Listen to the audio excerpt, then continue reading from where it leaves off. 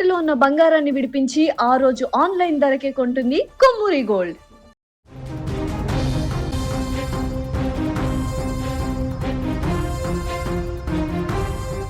హైదరాబాద్ నగరంలో ప్రజల ఆరోగ్యంతో చెలగాటమాడుతున్న ముఠాల గుట్టును రట్టు చేసేందుకు ఫుడ్ సేఫ్టీ అధికారులు టాస్క్ ఫోర్స్ పోలీసులు జరుపుతున్న తనిఖీలలో వరుసగా దిగ్భ్రాంతికరమైనటువంటి విషయాలు వెలుగులోకి వస్తున్నాయి. తాజాగా నగరంలో కల్తీ మటన్ విక్రయిస్తున్నట్లు వచ్చిన పక్కా సమాచారంతో అధికారులు భారీ దాడిని నిర్వహించారు. హబీబ్ నగర్ పోలీస్ స్టేషన్ పరిధిలోని మల్లెపల్లిలో మేక మాంసంలో ఎద్దు మాంసాన్ని కలిపి అత్యంత చాకచక్యంగా దాన్ని కలిపి తక్కువ ధరకే నగరంలోని పలు బిర్యానీ పాయింట్లు హోటళ్లకు విక్రయిస్తున్నట్లుగా అధికారులు గుర్తించారు. ఈ అక్రమ దందాకు పాల్పడుతున్న నిందితులను పోలీసులు తాజాగా అరెస్టు చేశారు. స్థానికులు పక్కా సమాచారంతో నిందితుడికి చెందిన మల్లపల్లిలోని మటన్ షాప్ పైన ఫుడ్ సేఫ్టీ అధికారులు మెరుపు దాడి చేసి విక్రయానికి సిద్ధంగా ఉంచినటువంటి సుమారు 50 కేజీల కల్తీ మాంసాన్ని అక్కడికక్కడే సీజ్ చేశారు. పట్టుబడిన మాంసం నమూనాలను లాబొరేటరీ పరీక్షల నిమిత్తం స్టేట్ ఫుడ్ లాబొరేటరీకి తరలించారు.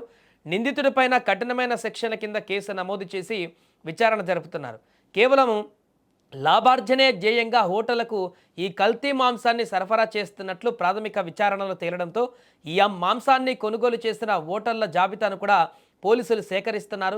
ఈ పరిణామంతో నగరంలోని హోటల్ నిర్వాహకులలో తీవ్ర గుబులు మొదలవగా బయటి ఆహారం తినేందుకు మాంసాహార ప్రియులు భయాందోళనకు గురవలసిన పరిస్థితి ఏర్పడింది.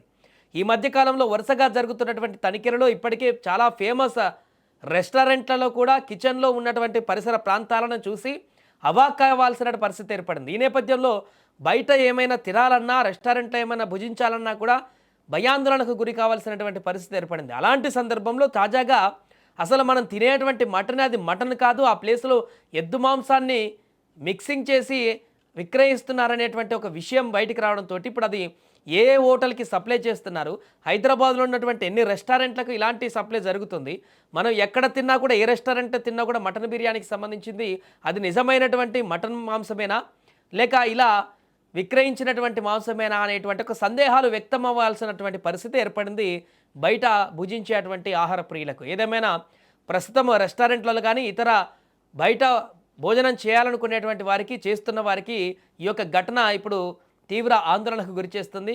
భవిష్యత్తులో ఇలాంటి ఘటనలు ఇంకా ఎన్ని చూడాల్సి వస్తుందేమో అనేటువంటి భయాందోళన కూడా మొదలైంది. ఇప్పటికే బయట అసలు ఏం తినకుండా ఇంట్లోనే తినాలనేటువంటి చాలామంది ఒక అంచనాకు రావడం జరిగింది.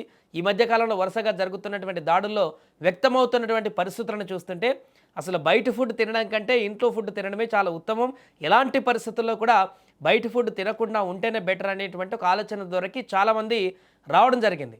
ఇంకా కొంత ఉన్నటువంటి పబ్లిక్ కూడా ఇలాంటి ఘటనలు బయటకు వస్తున్న సందర్భంలో తీవ్ర భయాందోళనకు గురవుతున్నారు. అంటే మనం తింటున్నటువంటి ఆహారం ఏంటి, మనం ఇచ్చినటువంటి ఆర్డర్ ఏంటి, అందులో వస్తున్నటువంటి మాంసం అసలు అది మనం చెప్పినటువంటి మాంసమేనా లేక ఇతర జంతువుల మాంసం అనేటువంటిది తెలియనటువంటి పరిస్థితి ఏర్పడింది. కాబట్టి ఈ తాజా ఘటన అయితే ఇప్పుడు హైదరాబాద్ వ్యాప్తంగా సంచలనం సృష్టిస్తోంది.